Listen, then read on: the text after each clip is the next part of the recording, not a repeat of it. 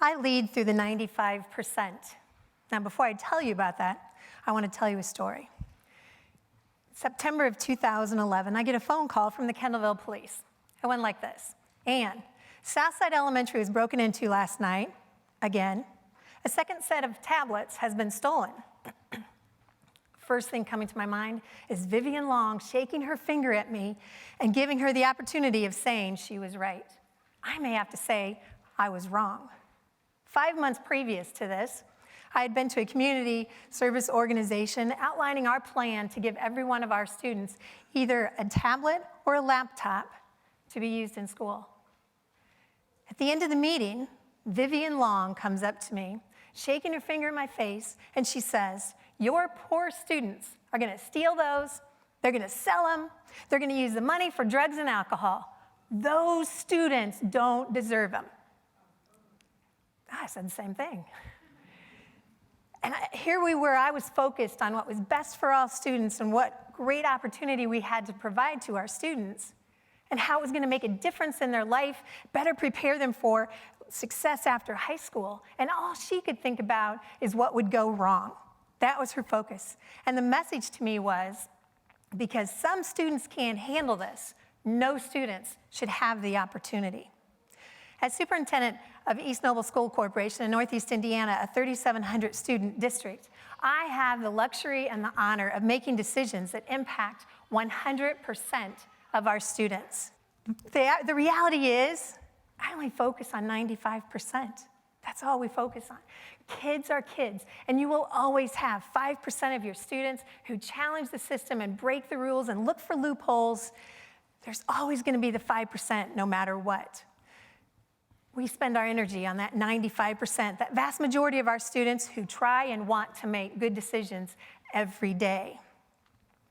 My first year as a high school principal in that same district, our superintendent had said to us, "Go back, we want you to update the student handbooks." I met with our assistant principals. Our handbook was 40+ pages, and I was hearing them say, "We need a rule for this, and we need a rule for this, and here's what the consequences should be."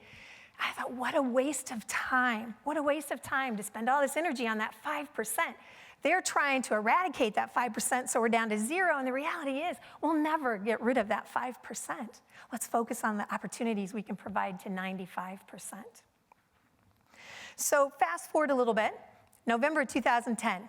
New superintendent, been there 4 months as a superintendent. I call a required meeting of our administrators. They come to that meeting, and this is what I said to them.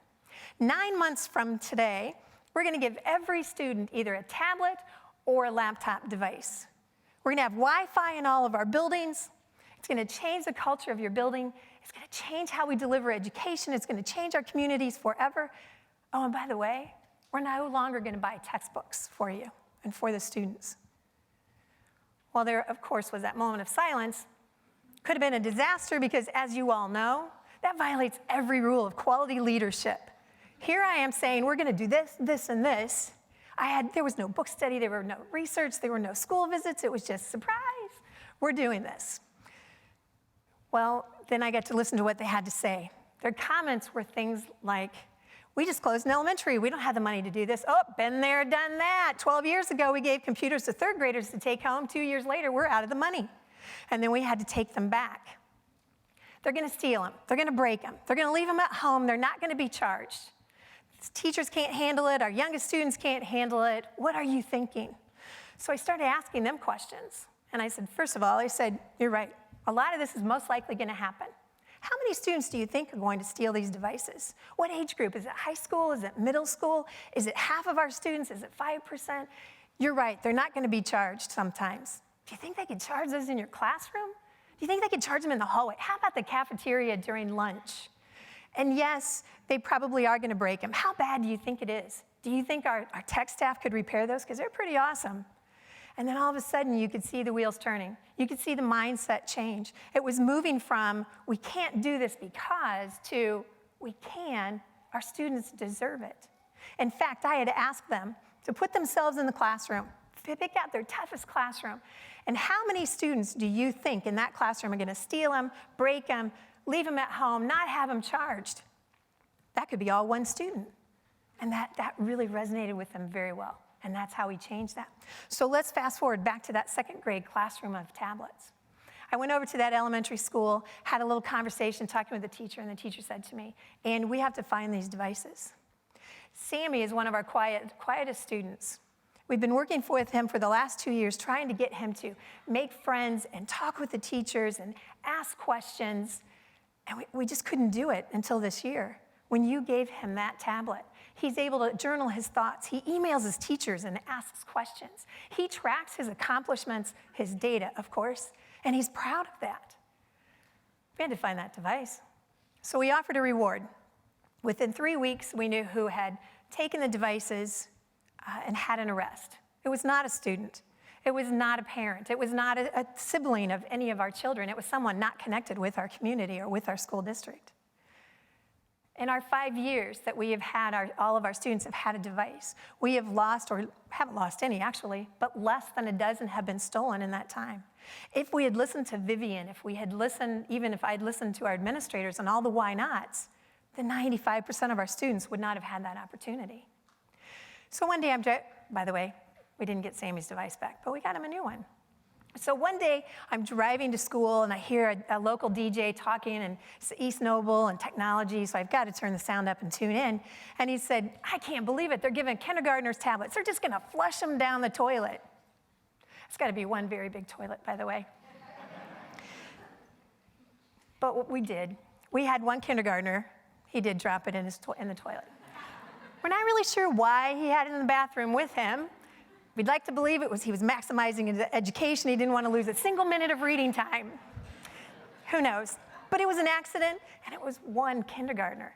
Had we focused on the why nots versus who deserves it and who can handle it, they wouldn't have had that opportunity.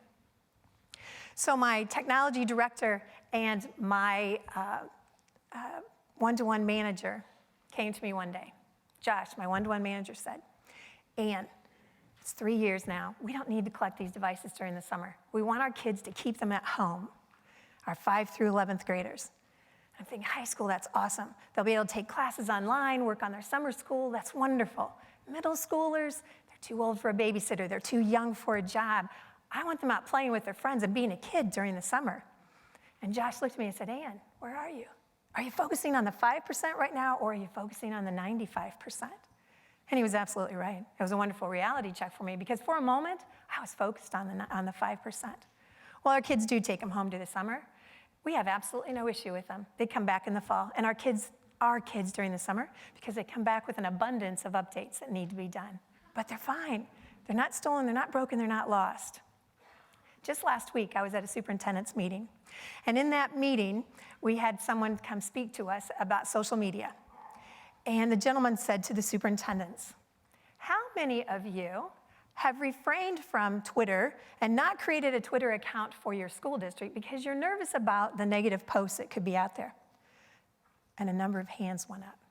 You may as well tattooed 5% on their palm, because they're focused on the 5% of what could happen, and they're missing out on the power and the impact of that 95%. So I've given you several examples of how we as a district lead using that 95%. And I hope when you leave today, you also think about, when you make your decisions, is it the power of the 95%, or is it the fear of the 5%? Thank you.